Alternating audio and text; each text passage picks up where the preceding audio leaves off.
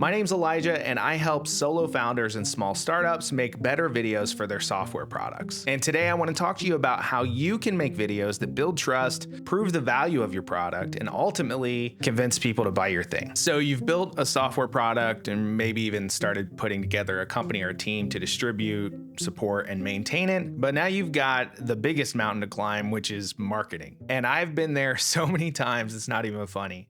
It seems like to me that the idea and execution part are pretty easy to do. Like I can build a pretty good thing that people like. It's the selling the idea where most products end up dying, because how do you get in front of people that need the thing you've built? But I think there's a pretty easy solution. It's maybe easy is the wrong word. I think it is hard work, but it's easy in the sense that the steps to execute it are pretty clear. And what I'm talking about here is founder-led video content marketing. So I think the core idea here that I want to drive home is that authenticity is going to become really rare.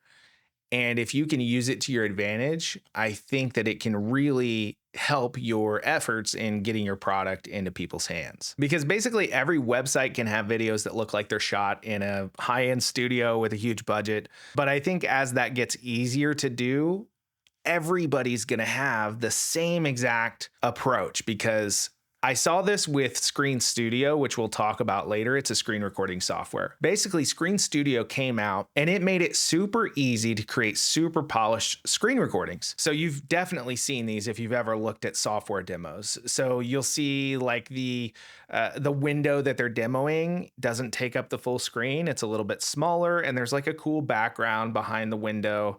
And then they have a little talking head bubble in the corner. And then one of the other trademarks is these smooth zoom in and zoom out animations as the mouse is moving around. So the way most people are making these is Screen Studio. And basically what that software did was make it so that everyone can have videos that are essentially the same production value. So they all look pretty polished. They all have the fancy backgrounds. They all have the cool zooms. Now, they're not all executed on the same level, of course, which is a whole different topic. But what happened was as the average quality got driven up, what was once considered like super impressive now was kind of boring. Every software demo looks the same if you're using Screen Studio in kind of the default manner. And I see the same thing happening with AI and these like AI avatars. Like everyone's going to be able to make something that previously implied quality and value and care. But now because it's easy, it loses its meaning. So what do? I think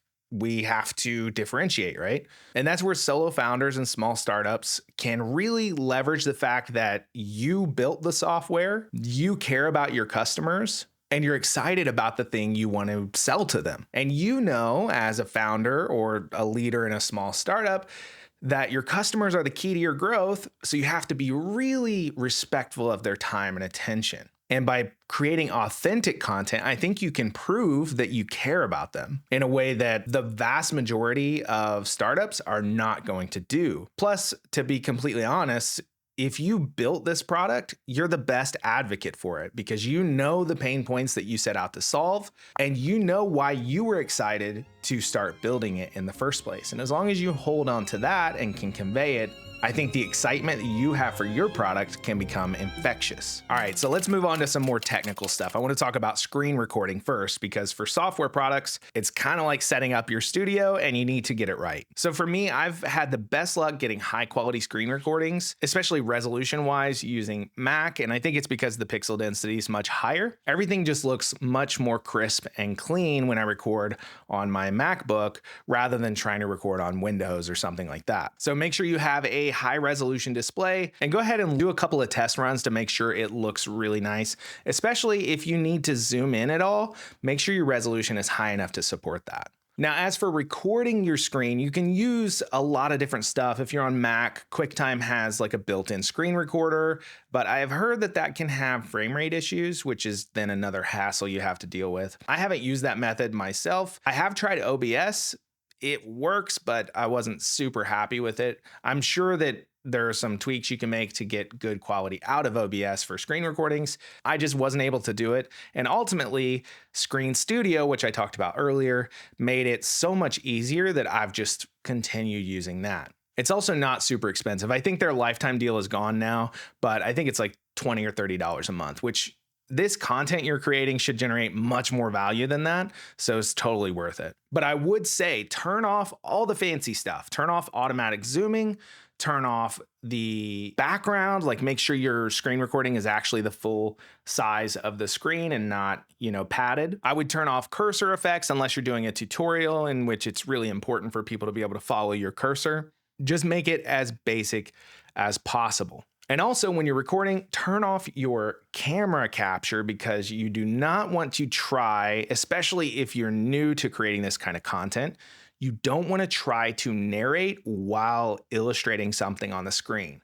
You can totally do it and it can be more authentic, but it's going to be much more rough and less polished.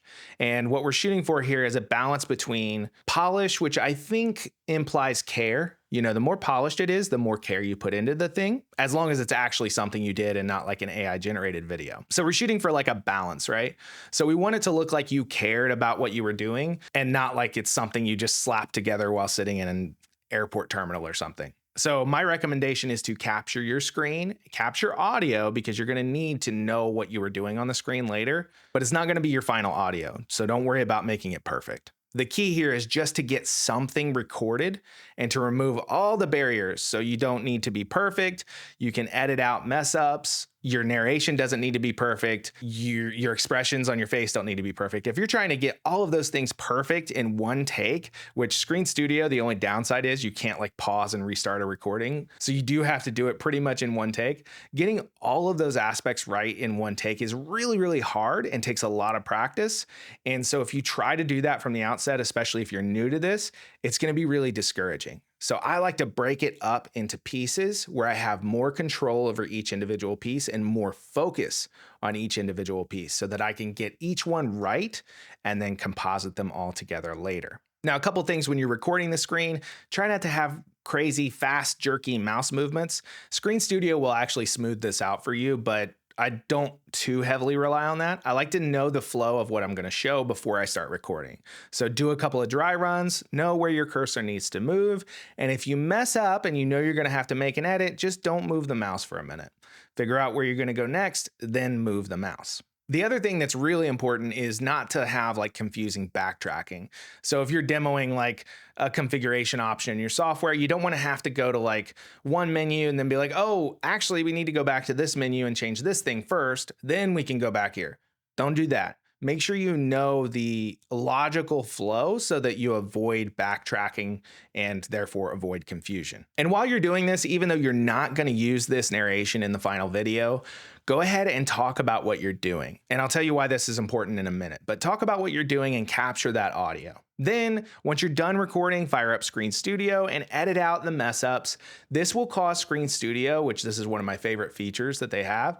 It smooths the mouse position. So if your mouse is say at this corner of your screen and then you make an edit which cuts out the mouse moving to this corner, then the edit will cut out that movement, but then Screen Studio itself, since it simulates the cursor on the screen, will actually cause the cursor to move smoothly to its new position after the cut. So you don't have jumps, right? That's really important for something that's a little more easy to follow and a little more polished. Now, this part can be kind of scary, but I think it's really important for the authenticity point. If you put your beautiful face up on the screen, talking about what you're doing, I think people are going to connect with it a lot more. But this can be hard to get right, especially if you've never done it before. So here are a few basic tips.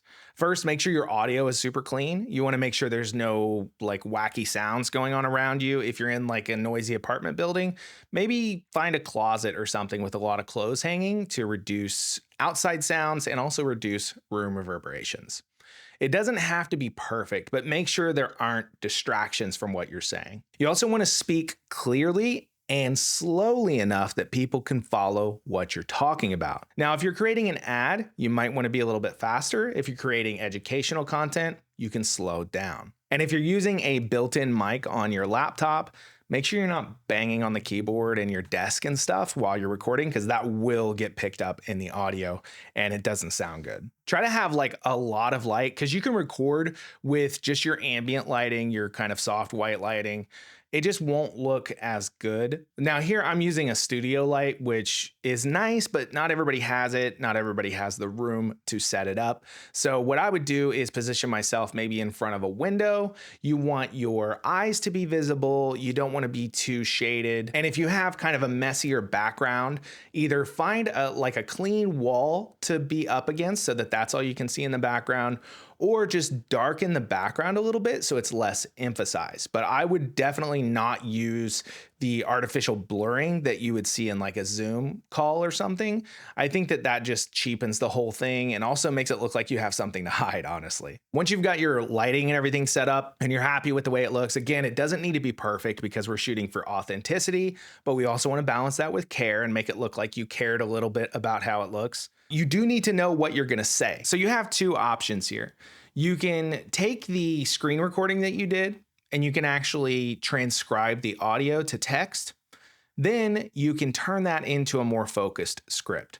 This allows you to take the ideas that you had during the screen recording and make them a little more polished and easier to present. Now, if you do a full script where you're just saying lines from a script, it is going to be less authentic because it's really hard to read from a script and seem like you're not reading from a script. But it will be more polished. So depending on your ability to present that way, it might be a good option. I definitely do like working from a transcript of my screen recording because then it's easier to match everything up when you go to edit it together. The second option I like, and that's the one I'm using for this video, is just bullet points. So kind of write out some ideas. You can base it on the transcript of the screen recording because it'll be easier to edit if you kind of have everything timed along with the ideas that you talked about as you were presenting the software. But just use bullet points. Just give yourself some talking points to keep you on track and keep the flow of the information correct and easy to digest. This is going to come off way more authentic, but it is harder to pull off because you'll often end up rambling, which I've probably done in this video a few times already. You need to keep it pretty succinct because people aren't here to hear you talk. They're here to learn about your software or to learn how to solve a problem using your software. If I'm making an ad though, I definitely tend to go with the scripted route because it's much easier to cram the information I need into, say, 30 seconds or a minute, doing it that way, than trying to just go off the top of my head with a little bit of guidance from bullet points. Now we get to editing, which again, we're going for authenticity here, not like crazy high production value. So it doesn't need to be anything fancy. Basically, you want to pull in your talking head footage into your editing software, which can be anything. It could be CapCut, it could be DaVinci Resolve, which is what I use, or any one of the other popular editing tools. Take your talking head footage and cut out the big gaps and the silences and things. Then put it in a little bubble or a little square with rounded corners and put it in the corner of the frame.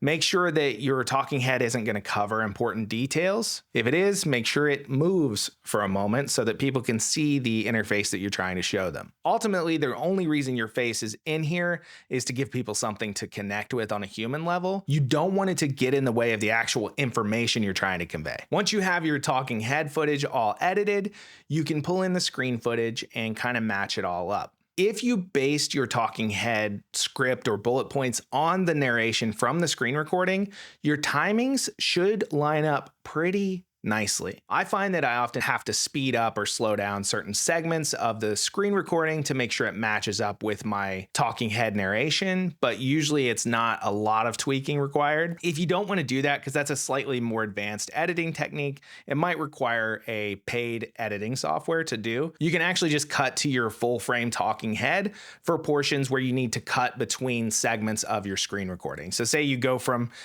one menu or one settings page, and you talk about, hey, we're going to go to this other settings page. Here's how you get there. But you don't have good timing or continuity between settings page A and settings page B. You can cut over to your talking head footage, take up the full screen with that, then cut back to the new settings page. Depending on the content, you may not want to do this because you do want people to be able to follow along with what you're doing, especially if it's a tutorial. But having the talking head footage gives you the option to use it essentially as B-roll to cut away from the screen recording and then cut back at a different point in the screen recording without having to speed up and slow things down to match. So I think the whole point of this video really is that if you're a founder or a leader at a small startup, you should probably be making content about you using your software or about how your customers can use your software. But it's scary to do, it's hard to get right. And this process that I've described here breaks it up into enough small pieces that it's much less scary and much easier to execute consistently. Remember, this process works great for video sales letters. You can create ads this way, as long as you're succinct enough and can show compelling visuals that will hook people. And you can create tutorial videos, documentation videos, pretty much anything using this method. And even though it's more steps and feels a little more complicated, because each step is more manageable, I think you'll end up spending less time per video and get a better, more consistent quality result doing it this way than trying to one-shot everything. So I hope that was helpful and you picked up a few things that you can apply to your own marketing efforts. If you want feedback on your videos or just general advice on creating better software demo videos, video sales letters, or ads for software products, feel free to reach out or leave a comment here. Again, my name's Elijah, and now I have to go edit this video, so I'll see you in the next one.